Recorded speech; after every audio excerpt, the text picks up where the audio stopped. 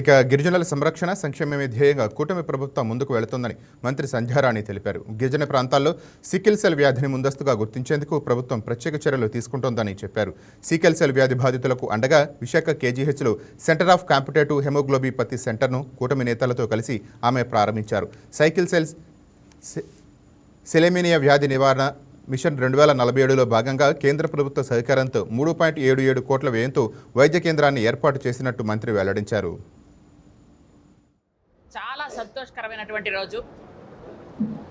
చుట్టుపక్కల ప్రాంతాల్లో ఉన్నటువంటి మీకు అందరికి కూడా తెలుసు, అరకు పార్లమెంట్ అంటే వైజాగ్ చుట్టుపక్కల ప్రాంతం అంతా అరకు పార్లమెంట్ ఇక్కడే ఉంది.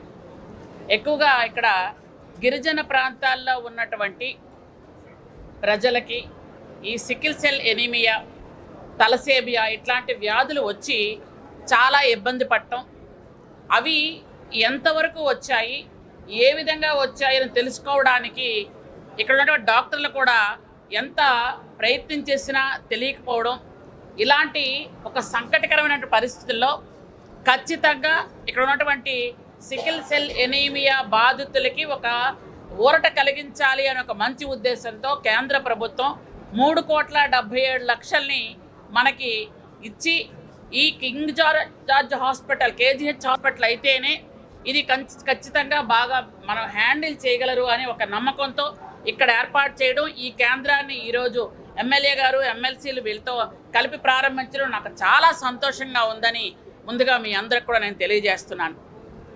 ఈ ప్రాబ్లం వచ్చినప్పుడు కూటమి ప్రభుత్వం వచ్చిన వెంటనే గౌరవ ముఖ్యమంత్రి నారా చంద్రబాబు నాయుడు గారు బాగా దృష్టి పెట్టి ఇది కేంద్ర ప్రభుత్వంతో మాట్లాడడం కూడా జరిగింది.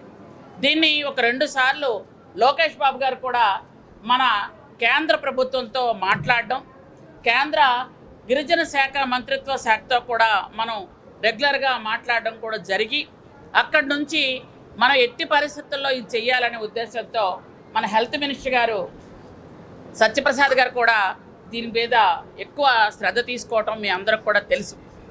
ఈరోజు హెల్త్ మినిస్టర్ గారు కొంచెం పని మీద రాలేకపోయినా ఈరోజు యాక్చువల్గా ఇది 3,77,00,000తో ఈ సెంటర్ని ఏర్పాటు చేయడం, COC సెంటర్